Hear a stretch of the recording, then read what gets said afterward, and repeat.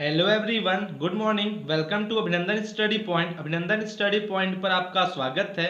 जैसा कि आपको पता है, डेली सुबह 7 बजे करंट अफेयर्स की क्लास होती है, जिसमें मैं आपको नेशनल और इंटरनेशनल सभी महत्वपूर्ण प्रश्न करवाता हूं, जो आपका आने वाले सभी एग्जाम्स के लिए काफ़ी महत्वपूर्ण है। आप इस क्लास को लास्ट तक देखिए, आपको बहुत कुछ सीखने को जरूर मिलेगा। अगर आप इस चैनल पर नए हैं तो सब्सक्राइब कर ले चैनल को और बेल आइकन को प्रेस करना बिल्कुल भी ना भूलें, लेटेस्ट वीडियो की अपडेट सबसे पहले आपको मिलने के लिए। तो आइए स्टार्ट करते हैं आज की क्लास को। तो आज का पहला प्रश्न है आपका क्वेश्चन ऑफ द डे, जो मैंने आपको होमवर्क के तौर पे दिया था। किस राज्य ने रोको टोको अभियान शुरू किया? विच स्टेट स्टार्टेड द रोको टोको कैंपेन? आपका राइट आंसर होगा मध्य प्रदेश। आप जैसे बहुत सारे स्टूडेंट्स ने कमेंट बॉक्स में कमेंट करके आंसर दिया था, आप भी दिया कीजिए। फुल डिटेल में बता दें आपको, मध्य प्रदेश में सरकार अब उन लोगों के लिए एक रोको टोको अभियान चलाएगी जो मास्क नहीं पहनते हैं। अब चयनित स्वैच्छिक संगठन उन लोगों को मास्क प्रदान करेंगे जो सार्वजनिक स्थानों पर मास्क नहीं पहनते हैं, और उनसे प्रति मास्क 20 रुपए की राशि भी वसूली जाएगी। और चयनित संगठनों को क्रेडिट पर जीवन शक्ति योजना के तहत बनाए गए 100 मास्क प्रदान किए जाएंगे। आशा करते हैं आपको सभी चीजें समझ में आ गई होंगी। बात करते हैं मध्य प्रदेश राज्य के बारे में फुल डिटेल में, जो कि इसको राज्य का दर्जा मिला 26 जनवरी 1950 को। कैपिटल है Bhopal, number of district 52, governor हैं लालजी टंडन जी, और चीफ मिनिस्टर शिवराज सिंह चौहान जी हैं। Members of the legislative assembly 230, Lok Sabha seats 29 और राज्यसभा सीट्स 11 है। आप इसको ध्यान रखिएगा, आने वाले सभी एग्जाम्स के लिए काफ़ी महत्वपूर्ण है। अगला प्रश्न है, थंडर स्टॉर्म और लाइटनिंग पर वेबिनार के उद्घाटन सत्र की अध्यक्षता किसने की? जो कि ये किया गया है नित्यानंद राय के द्वारा। Option number B right answer है। बता दें आपको, गृह राज्य मंत्री नित्यानंद राय ने 14 जुलाई 2020 को थंडर स्टॉर्म और लाइटनिंग पर वेबिनार के उद्घाटन सत्र की अध्यक्षता की। वेबिनार का आयोजन भारतीय मौसम विज्ञान विभाग के सहयोग से राष्ट्रीय आपदा प्रबंधन संस्थान के द्वारा किया गया था, और यह थंडरस्टॉर्म और लाइटनिंग के जोखिम के बारे में बेहतर समझ के मामले में मानव क्षमता को बढ़ाने पर केंद्रित है। आपको सभी चीज़ें समझ में आ गई होंगी, आप ध्यान रखिएगा।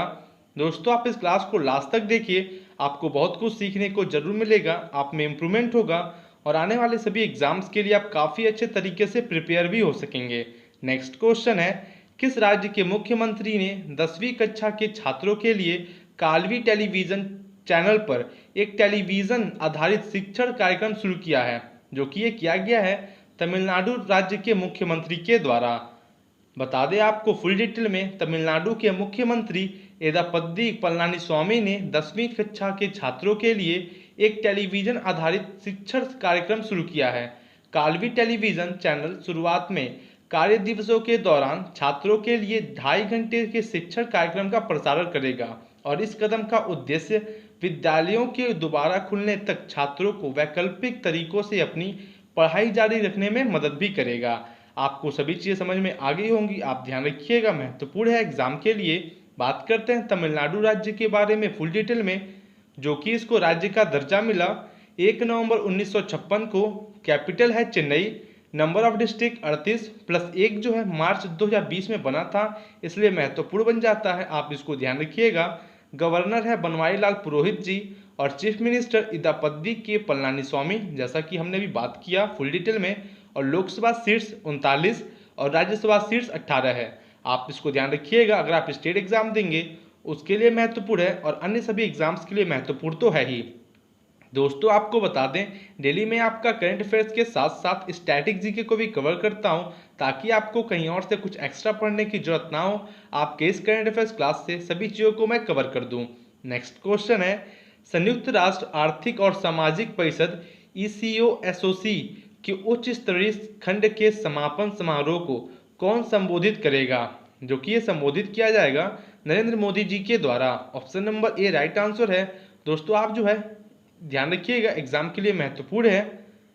फुल डिटेल में बता दें आपको, प्रधानमंत्री नरेंद्र मोदी ने 17 जुलाई 2020 को संयुक्त राष्ट्र आर्थिक और सामाजिक परिषद ECOSOC के उच्च स्तरीय खंड के समापन समारोह को संबोधित करेंगे। भारत में सुरक्षा परिषद में एक गैर स्थायी सदस्य के रूप में अपनी जगह बनाए रखने के बाद यह संयुक्त राष्ट्र में प्रधानमंत्री मोदी का पहला भाषण होगा, इसलिए महत्वपूर्ण बन जाता है एग्जाम के लिए। बता दें कि 1945 में गठन के बाद से इस वर्ष परिषद की 75वीं वर्षगांठ है। आप इसको ध्यान रखिएगा, वेरी मोस्ट इंपॉर्टेंट क्वेश्चन जो एग्जाम में देखने को जरूर मिलेगा। ईसीओ एसओसी का जो कि मुख्यालय है न्यूयॉर्क, संयुक्त राष्ट्र अमेरिका में, और इसके जो प्रमुख हैं, हेड है मोना जूल जी, और इसकी स्थापना हुआ था 1945। आप समझ गए होंगे सभी चीज़ों को, आप इसको ध्यान रखिएगा। अगला प्रश्न है, भारतीय रेलवे ने कोविड-19 से लड़ने के लिए एक पोस्ट कोविड कोच विकसित किया है, इसे कहाँ डिजाइन किया गया? इसे जो है Kapurthala rail coach factory, option number C right answer होगा, जो कि कपूरथला रेल कोच फैक्ट्री में इसको डिजाइन किया गया है।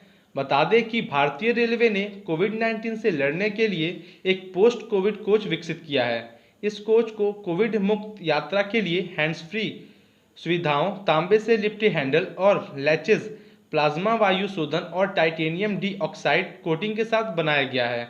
यह कोविड-19 के प्रसार को रोकने के लिए कपूरथला की रेल कोच फैक्ट्री के द्वारा डिजाइन किया गया है। आप इसको ध्यान रखिएगा, एग्जाम में देखने को जरूर मिलेगा। दोस्तों आपको बता दें, कोरोना वायरस से रिलेटेड जितने भी क्वेश्चन बनते हैं मैं डेली आपके लिए कवर करता हूं, क्योंकि दोस्तों सभी क्वेश्चन जो है इंपॉर्टेंट है और एग्जाम में देखने को जरूर मिलेंगे। आप इस क्लास को डेली जरूर ज्वाइन करें। अगला प्रश्न है, चीन के निम्नलिखित वाहक रॉकेटों में से किसने अपनी पहली उड़ान के दौरान विफलता का सामना किया है? जो कि ये क्वीजू 11, option number B right answer है। क्वीजू 11 जो है अपनी पहली उड़ान के दौरान विफलता का सामना किया है। बता दें आपको, चीन की क्वीजू 11 मालवाहक रॉकेट को अपनी पहली उड़ान के दौरान विफलता का सामना करना पड़ा।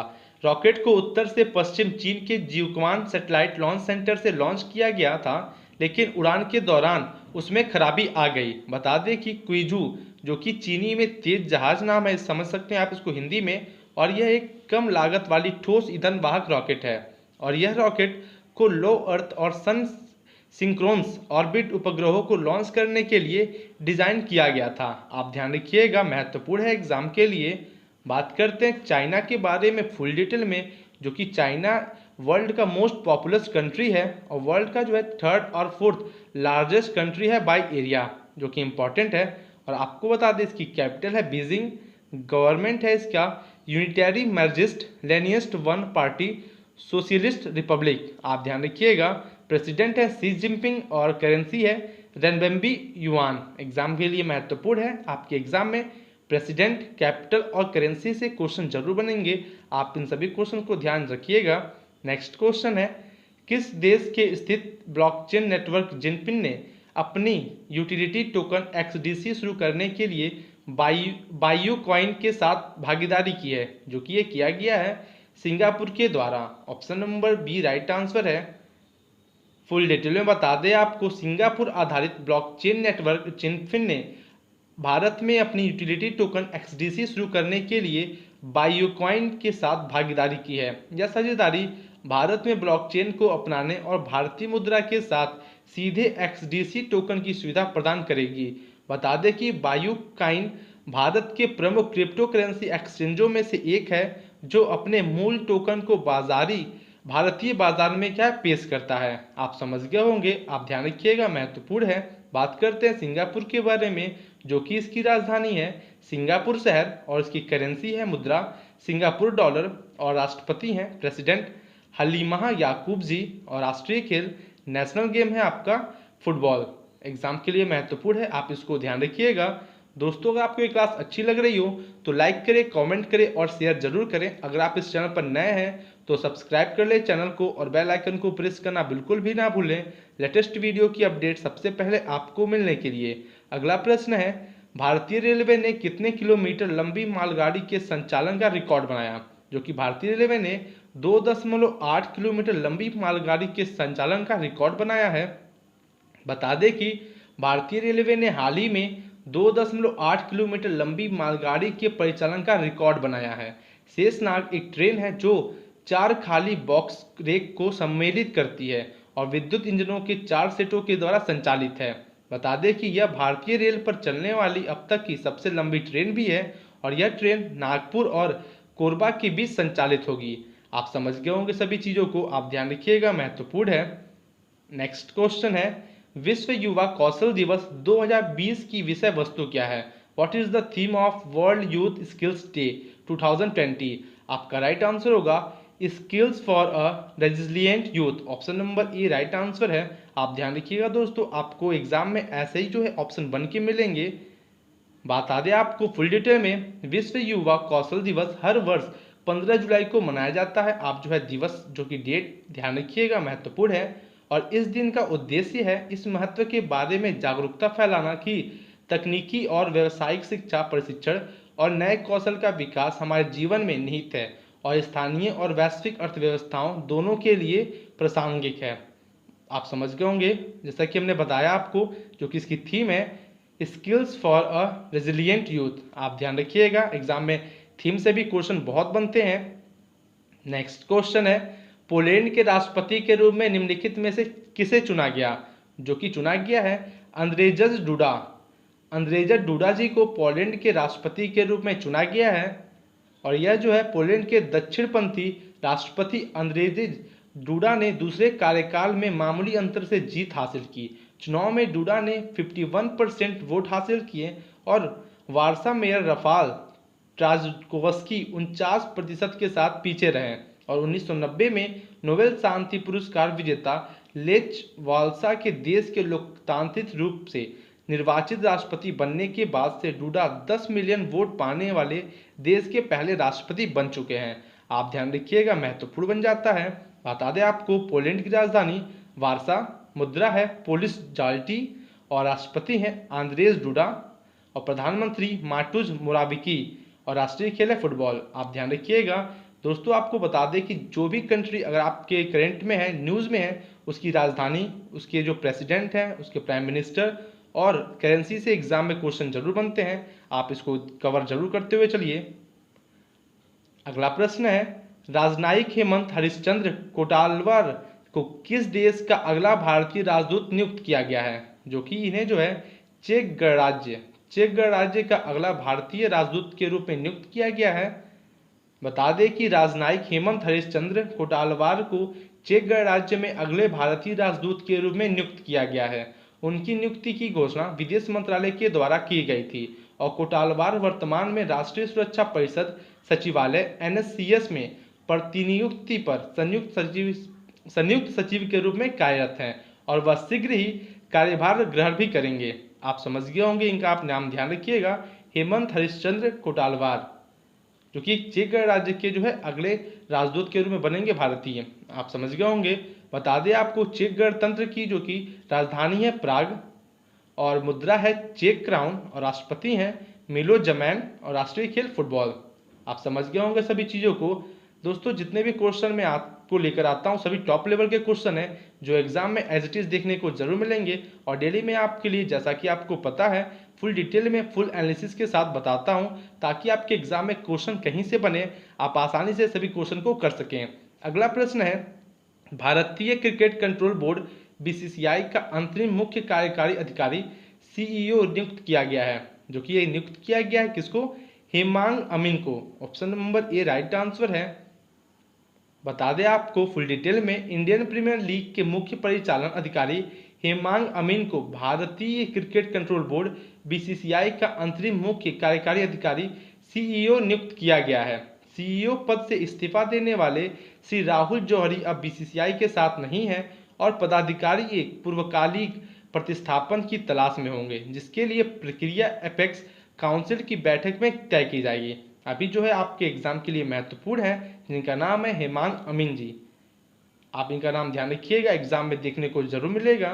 बता दें आपको BCCI के अध्यक्ष हैं इस समय सौरव गांगुली जी और इसकी जो मुख्यालय है आपका मुंबई में और इसकी स्थापना हुआ था दिसंबर 1928 को। आप समझ गए होंगे, एग्जाम में बहुत बार पूछा जा चुका है, आप ध्यान रखिएगा। नेक्स्ट क्वेश्चन है, मनुष्यों पर कोविड-19 वैक्सीन के नैदानिक परीक्षणों को पूरा करने वाला पहला राष्ट्र बन गया है। जो कि पहला राष्ट्र है Russia. Option number B right answer है। मोस्ट इंपॉर्टेंट क्वेश्चन, आप ध्यान रखिएगा। बता दें कि रूस मनुष्यों पर कोविड-19 वैक्सीन के नैदानिक परीक्षणों को पूरा करने वाला पहला राष्ट्र बन गया है और परिणामों ने दवा की प्रभावशीलता को भी साबित कर दिया है। शोध पूरा हो चुका है और यह साबित हो गया है कि टीका क्या है, सुरक्षित है।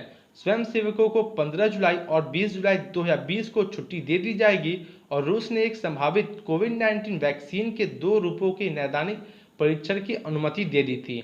आप समझ गए होंगे। आप ध्यान रखिएगा दोस्तों, आप इस क्लास को ज़्यादा से ज़्यादा शेयर जरूर करें, उन स्टूडेंट्स तक जरूर शेयर करें जिसको इसकी ज़रूरत है। अगर आपको इसकी PDF चाहिए, आपको इसी वीडियो के डिस्क्रिप्शन में टेलीग्राम ग्रुप की लिंक मिल जाएगी। आप उस लिंक से ग्रुप में ज्वाइन हो जाइए, आपको सभी PDF वहाँ पे प्रोवाइड कर दी जाती है। और अगर आपको जून महीने का मोस्ट इंपॉर्टेंट 70+ करंट अफेयर्स की क्लास देखनी है, आपको इसी वीडियो के डिस्क्रिप्शन में उसकी लिंक मिल जाएगी, आप उस क्लास को जरूर देखें। बता दें आपको रसिया के बारे में फुल डिटेल में, जो कि रसिया एक ट्रांसकॉन्टिनेंटल कंट्री है और जो कि ये लोकेट करता है ईस्टर्न यूरोप और नॉर्दर्न एशिया में, और यह जो है लार्जेस्ट कंट्री है पूरे वर्ल्ड में बाई एरिया। और आपके लिए इंपॉर्टेंट है इसकी कैपिटल जो कि मॉस्को है, और प्रेसिडेंट है व्लादिमीर पुतिन जी, और speaker of the Federation Council Valentina Matviyenko ji हैं, और chief justice Vyacheslav Lebedev ji हैं, और legislature Federal Assembly, upper house को फेडरेशन काउंसिल और लोअर हाउस को स्टेट ड्यूमा बोलते हैं, और करेंसी है रशियन रूबल। आप ध्यान रखिएगा, एग्जाम के लिए महत्वपूर्ण है, पूछा जा सकता है। अगला प्रश्न है, प्रज्ञाता दिशा निर्देश किससे संबंधित है? द प्रज्ञाता गाइडलाइंस आर रिलेटेड टू। तो दोस्तों ये है आपका आज का होमवर्क, आपका क्वेश्चन ऑफ द डे। आपको इसका आंसर कमेंट बॉक्स में कमेंट करके जरूर देना है। आप जैसे बहुत सारे स्टूडेंट्स डेली कमेंट बॉक्स में कमेंट करके आंसर जरूर देते हैं। अगर आपको ये क्लास अच्छी लगी हो तो लाइक करें, कमेंट करें और शेयर जरूर करें। अगर आप इस चैनल पर नए हैं तो सब्सक्राइब कर ले चैनल को और बेल आइकन को प्रेस करना बिल्कुल भी ना भूलें, लेटेस्ट वीडियो की अपडेट सबसे पहले आपको मिलने के लिए। तो आज की क्लास को ओवर करते हैं यहीं पर, मिलते हैं आपसे कल और बेहतरीन क्वेश्चंस के साथ। Thank you and good day.